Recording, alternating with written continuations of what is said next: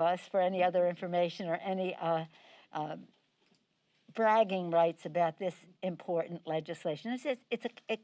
It's not only provisions, it's pieces of bills. Mr. Richie Neal has about $1 trillion in money in people's pockets, right? Yes. And including the pension piece of it, which is a piece of legislation that went a long way to meet the needs of so many people in our country. But that just another example. Barbara Lee talked this morning about the equity piece and how this legislation addresses the inequality of how healthcare and the vaccine and all the rest would be distributed, a piece of legislation she and others had put together. In any event, all of it excellent, all of it fair, all of it an opportunity for us to grow the economy by investing in the people, for the people. And I might say, for our Republican colleagues who, they say no to the vote and they show up at the ribbon cuttings or the presentations. With that, I yield to Mr. Hoyer. Boy, oh boy. Mr. Hoyer. I was president of the Senate back in 1870 in the state of Maryland. And people would rush up to me and say, I need this in the budget, I need this in the budget, and because it was a unified document, it wasn't like an appropriation bills. And okay, well, let's see if we can do that. So it's in the budget, and then, of course, they vote no. I said, well, why'd you vote no? I said, well, I couldn't vote for the budget. I said, but you asked me to put something in there. Well, yeah, you did, and I appreciate that, but I can't vote for this. So, yes, they'll be at the ribbon cuttings. They'll be there saying the schools are open, kids are in school, isn't that great? Yes, it is great, $130 billion later in this bill, and they voted against it. People have jobs. Small businesses are open. Vaccines are getting in arms. And they'll say, isn't that great? And they'll be at the vaccine delivery point. But they won't have voted for this bill. But let there be no mistake. This is not an unusual performance for our Republican colleagues. Nancy and I and Rich and Jim Clyburn have been here. I don't think you were here in 2009. Well, you were here in 2009, okay. Zero. A bill that Bernanke said would keep us out of a depression. Ben Bernanke, respected by all sides. This bill is, I agree with the Speaker, we all worked on the Affordable Health Care bill, and the Affordable Care Act was an extraordinary piece of legislation. It took a long time for the American people to understand how much value it was to them and their families, but they've done that now. And they will certainly didn't take the time on this bill, however, where we have over 70% of the American people who think this bill ought to be passed. And a majority of the Republican Party thinks this bill ought to be passed. I don't know who our Republican colleagues are listening to. But let me say, and my job is sort of focus in on the economy, the economic need for this bill. This big and bold legislation fills an urgent need for our economy. Nearly 10 million Americans are out of work compared to last March. 10 million Americans. More than 163,000 small businesses shut their doors between March and September of last year. This will help rescue a number of them. Maybe not all, but a large number. That's 800 businesses a day closing and laying off workers. The Senate's now taken action. The House will pass this bill tomorrow and send it to the President's desk. Economists and public health experts agree that we need substantial relief. This is not a controversy in the economic community. They know that we need this. It's not just another temporary relief measure like the ones enacted under the Trump administration, which, by the way, 5 bills passed in a bipartisan fashion. What was the difference? One difference.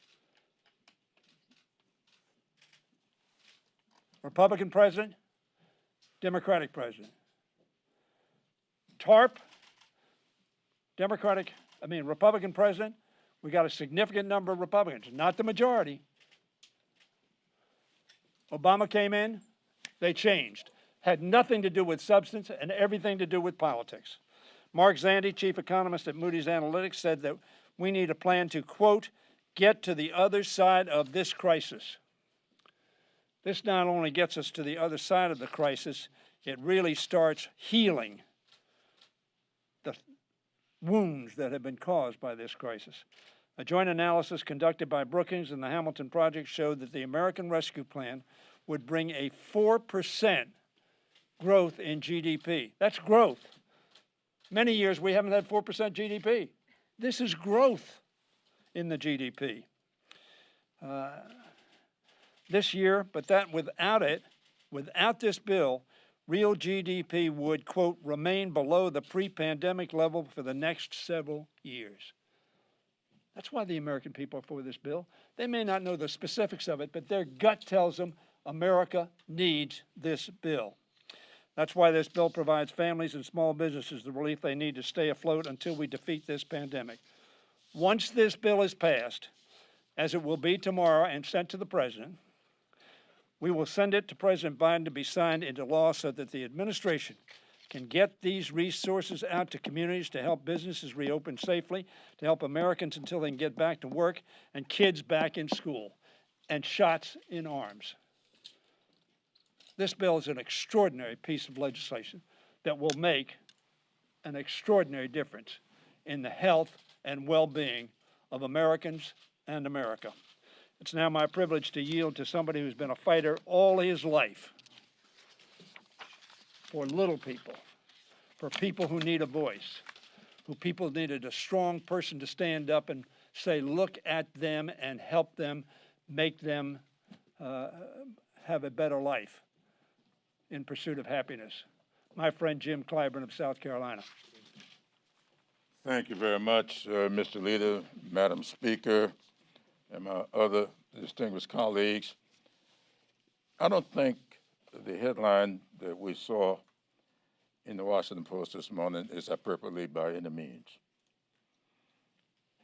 In this article, it talks about what this legislation does for black farmers. And it went on to say, this may be the biggest help that black farmers have gotten since the Civil Rights Act. Now, all we have to do is take a hard look at the legislation, and you will see exactly what they're talking about. Now, a lot of times we talk about 1890. Now, I know what the 1890 program is. It's a reference to black colleges in the former slave states. We all remember, I think the speaker has talked about this several times, about Abraham Lincoln signed the land grant legislation. But because of the times in which we lived, Clemson University in my state, the land grant school, first one was Cornell, and of course people who look like me could not attend Clemson. So they came back and passed another land grant bill in 1890 for the former slave states. This legislation takes a look at the work of those 1890 schools and the discrimination that had taken place with black farmers. I used to run the South Carolina Commission for Farm Workers. And I can tell you, I'm well aware of the inequities that existed in that system. This legislation tackles that issue like no legislation we have had in my lifetime. And I think that alone makes it worthwhile. But it doesn't stop there by any means. This legislation also tackles the issue that we've had over the last several years with rural hospitals. This legislation goes straight to the heart of that matter and allows help rural hospitals, especially those who are taxed with having to respond to COVID-19. This legislation has somewhere around $7 billion to assist these hospitals. That's why, if you look, you will see 76% of the American people support this legislation. And then that number, 71% of independents support this legislation. 60% of Republicans support this legislation. This is bipartisan legislation. It may not satisfy the partisans on both sides of the Capitol, but it satisfies Republicans. 30 Republican mayors wrote in support of this legislation.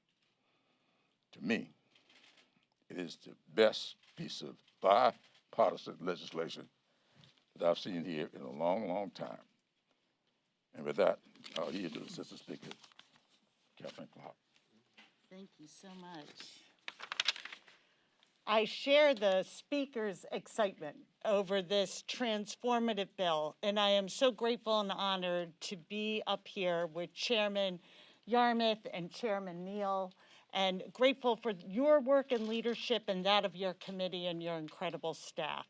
And to the Majority Leader and Mr. Whip, thank you for shepherding this bill through. And to our Speaker, you always put the children first. You center our work and our values around children. And women and children have been hurt so deeply during this pandemic. It has been revealed through this pandemic, the house of cards that is the foundation for women in this economy. And this bill addresses those needs. Women have lost significantly more jobs than men since the pandemic began, eviscerating more than 30 years of progress in the labor force in just 1 year. Over 2 million women were pushed out of the workforce, 1 million working moms, and many of those are women of color. 12 million children in our country are going to bed hungry. This bill provides transformative and historic solutions. It not only will meet the immediate needs, but it ensures that we will have a more inclusive economy going forward. Vaccines in the arms to get children safely back to school. $1,400 payments that will benefit 85% of adults and children in this country. An expanded tax credit that will cut child poverty in half and lift nearly 12 million people out of poverty. We will boost funding for programs that protect survivors of gender-based violence, housing and food assistance, extended unemployment assistance, child care help, not only for the child care industry, but for parents, so they can deal with the high costs of child care and get back to work. And many of our child care providers we know are women and women of color. Women are essential workers. They are moms and grandmothers. They are business owners. They are healthcare professionals. And they have been on the front line of this pandemic and this crisis.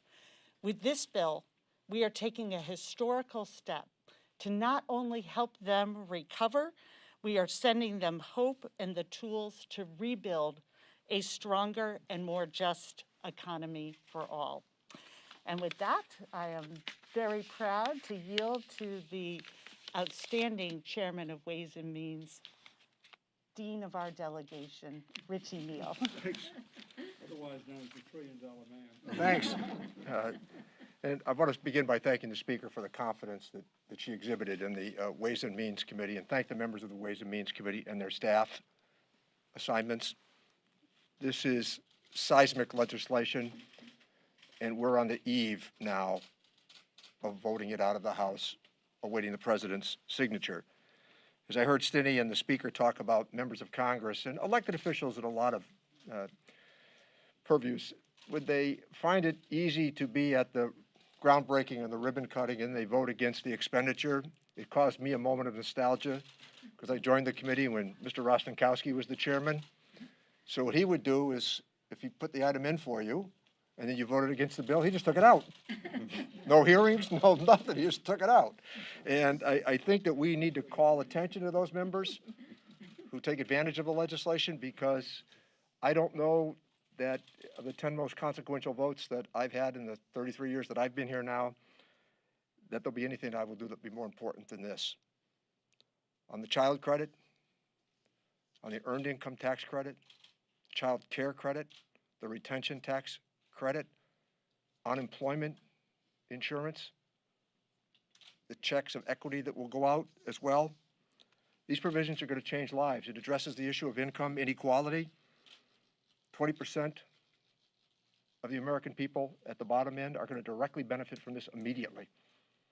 That's how important, again, and how consequential this legislation is. When you look at the numbers of what we were able to do in the committee on the Affordable Care Act, extending these price supports to members of the American family, and something I'm really proud of, and I want to say this again, the speaker's reinforcement on this, what we did with the multi-employer pension plans. 500 plans will be saved across the country. We added decades to the solvency of the Pension Benefit Guaranty Corporation. And for those that don't know what that is, that's the backstop for the American pension system. When you think of people that are 75 or 76 or well maybe into their 80s and 90s, to be told that their pensions were going to be cut by 40 or 50%, this was not about malfeasance. This was not about corruption. It was about factors of the marketplace: mergers, acquisitions, and deregulation.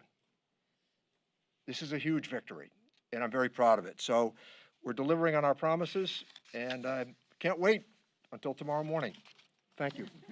My friend John Yarmouth, who really did a great job of melding these different conflicts from time to time together. Thanks, Richie. I find myself in a common situation in that everything's been said, but not everyone said it. And I'm last, so I'm happy to do that first. As I've told you personally and publicly, thank you for the vote of confidence you have in me to allow me to participate in this. I want everybody to think back to November 4th, the day after the election, when we didn't get the result we wanted in the House. We didn't get the result we wanted in the Senate. We thought we would never have control of the Senate. We weren't sure whether we would have the presidency. And here, just a few months later, we're about to pass one of the most consequential pieces of legislation in modern history. It's nothing short of a miracle that we have gotten to this point. And what I am so thrilled about and so excited to have been a part of is that, well, I know there's a narrative out there that Democrats are in disarray, and nowhere else in Washington could a 269-2 vote be considered a party in disarray if you have the Senate and House together. But we have come together as a party in the Congress to do something monumental, but something that also clearly reflects our values as a party. A commitment to using government to improve the lives of as many people as possible. And I just got out of the Rules Committee testifying before Rules, and it was almost comical to listen to the Republicans try to come up with the appropriate attack on this legislation. They're having a hard time doing it because, again, they voted for most of this a number of times.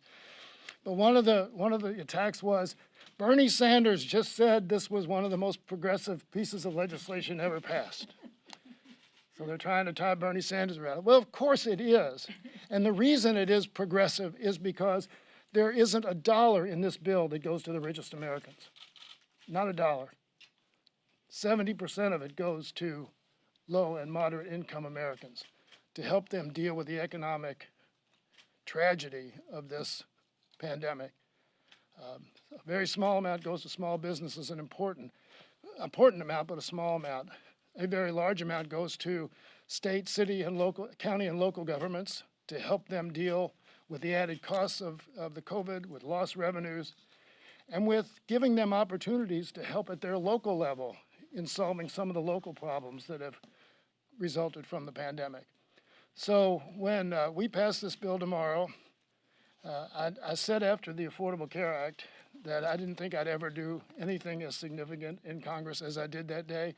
I'm revising my narrative now. And I think probably all of us who have been around for the last 10 years or so have maybe given up hope that we could do anything consequential again in Congress, where we prove we can. We're all not just proud of what we're about to do, but also energized by it. And I think we have, in a sense, changed the landscape of the American people's expectations of us.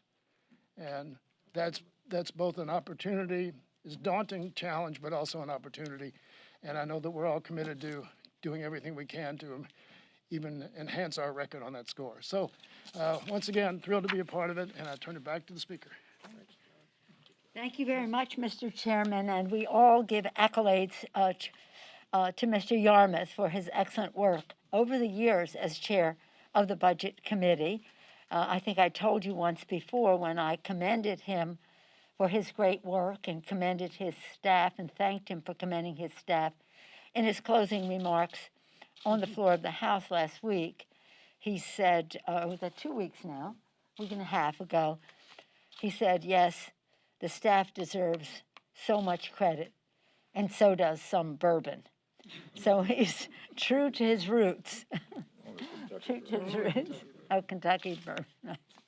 That went without saying.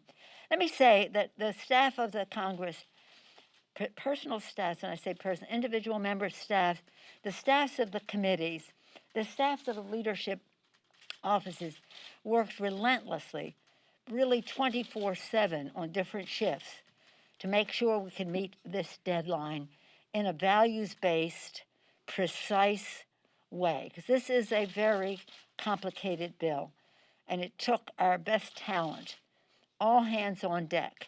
So I salute the staff, I salute the members, I salute our chairs.